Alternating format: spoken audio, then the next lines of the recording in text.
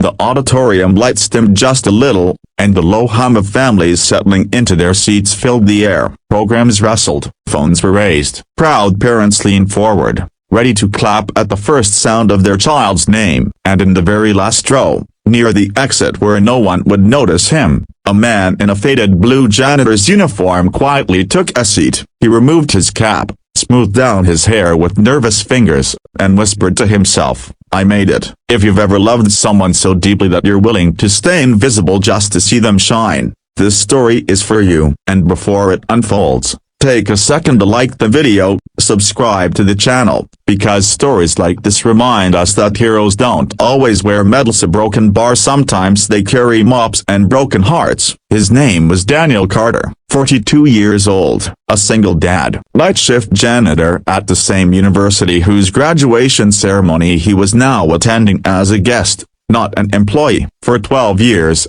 he had cleaned these halls long after students had gone home, wiping away coffee stains, erasing chalkboards, emptying trash cans full of dreams half written. Tonight, those dreams were walking across the stage in caps and gowns. One of them was his son. Daniel sat stiffly, hands clasped between his knees, afraid to move too much, afraid someone might ask why he was there. His uniform was clean but old, sleeves faded at the elbows. He thought about changing clothes, but this was the only outfit he owned that wasn't stained or torn. And besides, he didn't want to pretend to be someone else. He was a janitor. He was a father. That had to be enough. His eyes kept drifting to the front rows, searching for a familiar face. When he finally spotted his son, his chest tightened. Noah Carter sat tall in his graduation gown, shoulders straight, eyes shining. 22 years old, engineering degree, first in their family to ever graduate college. Daniel swallowed hard,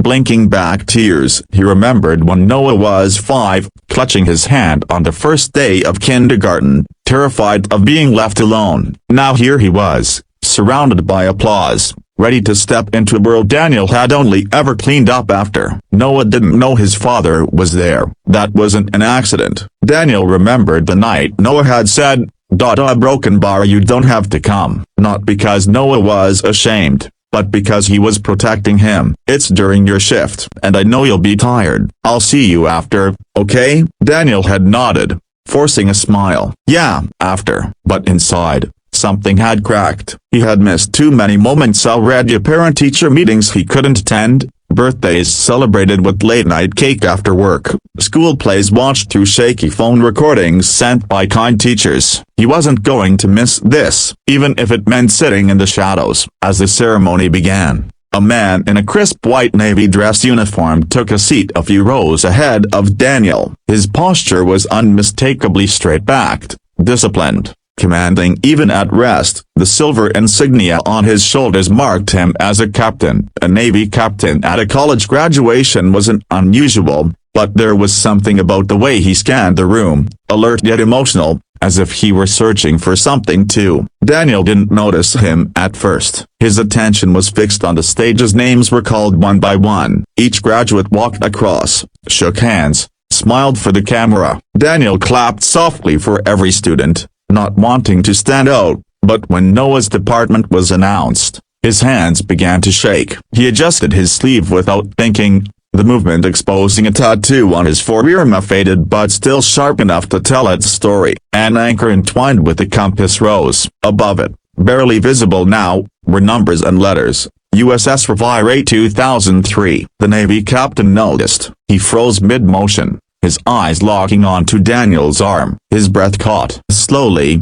as if afraid the image might disappear, he turned fully in his seat to look again. The tattoo, the face above it, older, worn, but familiar in a way that punched straight through time. "Noah broken bar," the captain whispered. Daniel sensed someone watching him and instinctively pulled his sleeve down, embarrassed. He lowered his head, shrinking into himself. But the captain stood. People nearby glanced up, confused. The ceremony continued, oblivious, but something powerful was unfolding in the back rows. The captain took a few careful steps toward Daniel, his polished shoes echoing softly against the floor. "Excuse me," he said, voice thick. "Sir?" Daniel looked up, Startled, a Navy captain was standing in front of him. His first thought was panic. Had he broken a rule? Was he not allowed to sit there in uniform? He stood up quickly. "I'm sorry if I'm in the wrong seat up." The captain shook his head. His eyes were wet. "That tattoo," he said quietly. "Where did you serve?" Daniel hesitated. This was a part of his life he didn't talk about. A life before mops and night shifts. Before everything fell apart. "Navy,"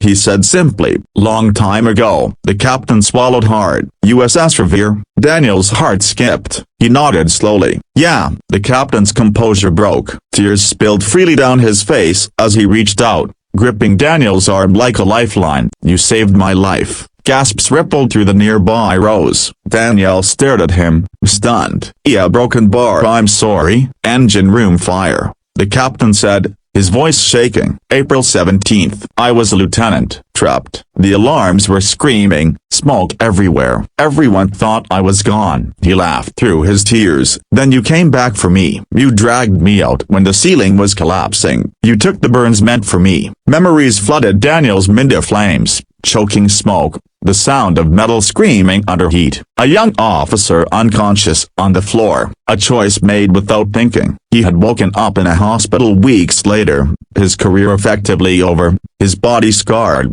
his future uncertain. "I just did my job," Daniel said softly. "No," the captain said fiercely. "You did more than that." "I stood on decks. I turned ranks. I have a family because of you." He stepped back, saluted Daniel sharply, right there in the middle of the graduation hall. "Captain James Whittaker, United States Navy." The audience fell silent. Daniel didn't know what to do. He had never been saluted like that before. Not properly, not publicly. His hands trembled as he returned the salute, instinct taking over. The room erupted into applause. From the stage, Noah heard it. He turned, confused, scanning the crowd until his eyes landed on the impossible sight of his father, standing tall, returning a Navy salute, tears streaming down his face. For a moment, Noah forgot where he was, forgot the gown, forgot the crowd. His world narrowed to that man in the back row. "My dad," he whispered. The dean cleared his throat,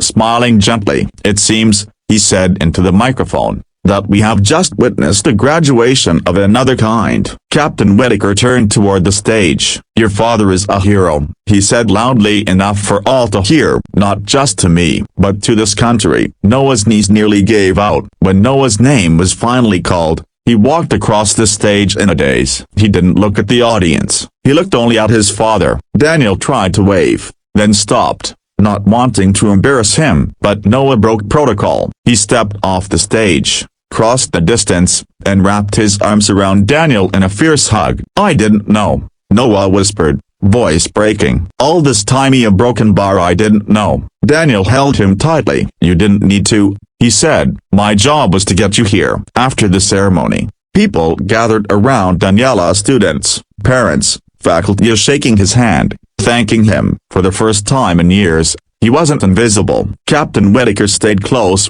telling Noah stories about his father's bravery, about the man he had been before life knocked him down. A week later, Daniel was called into the university president's office. His heart pounded, expecting the worst. Instead, he was offered a new position of facilities supervisor, full benefits, daytime hours. "It's long overdue," the president said, "and frankly, you've already been leading by example." Noah watched his father walk across the stage again a month later, this time to receive an award for service and bravery. He clapped until his hands hurt. That night, Daniel stood in his small kitchen, looking at his old janitor uniform folded neatly on the table. He didn't throw it away. He kept it, because it reminded him where he'd been, and how far love could carry a man. So if you're watching this and you feel unseen or broken bar, if you're working hard in silence, sacrificing without applause, remember this: the world may not always notice, but the impact you make never disappears. It waits, it remembers, and one day,